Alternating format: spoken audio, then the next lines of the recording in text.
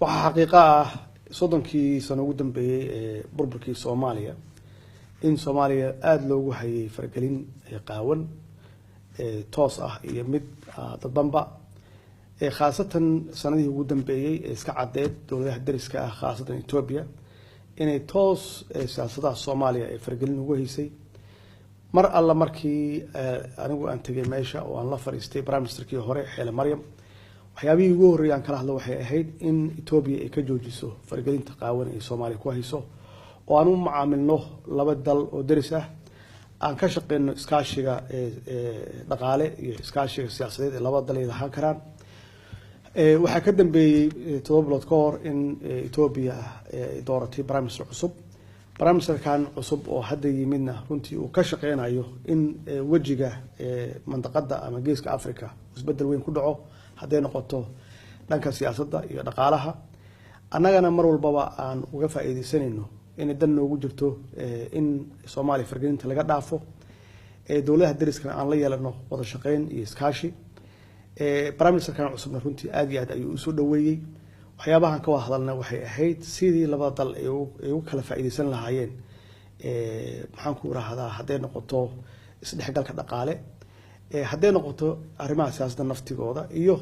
amniga labada dal ka dhaxay bacdama aan nahay dowlado daris ah runtiina aad iyo aad ayuu soo dhaweeyay tan waxay dhashay in geeska Afrika runtii aan xoojino iskaashiga geeska Afrika oo dowladda Eritrea ay qayb ka tahay hadda taasna waxaan aaminsanahay iskaashigaas dhaqaalaha annaga inay dal noogu jirto bacdama dadkeena dhaqaaliyahanada ah dadkeena ganacsatada ah ay runtii aad iyo aad uga horeeyaan dadyoga kale oo dariska nala ah iyo meesha aan kaga naalo mandaqada ahaan ama regionka aan kaga naalo iyo xeebaha aan leenahay iyo dadkeena siday u fircoon yihiin oo ay xaqiiqatan ay dhanka ganacsiga ah ay uga faa'iideysan karaan xiriirkaas dhaqaale aan leenahay dowladaha dariska ah weliba aan daneynayno inaan sii ballaarino oo aan gaarsiino ilaa South Sudan ilaa Uganda aan gaarsiino maxay yeelay waxaan ognahay dadkeena ganacsatada ah xitaa inay ka ganacsadaan ilaa South Africa iyo West Africa marka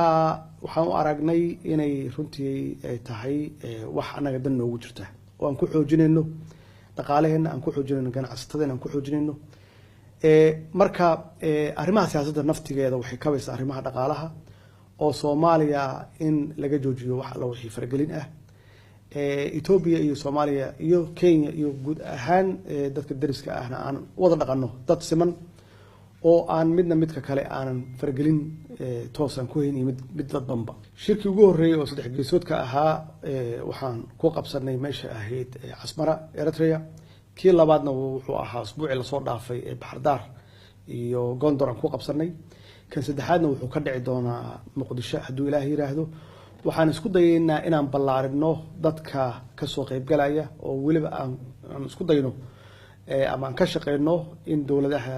waalaheena sida Djibouti inaan ku cazulno iyo kuwa kale oo runtii mustaqbalka ka soo qayb gali doona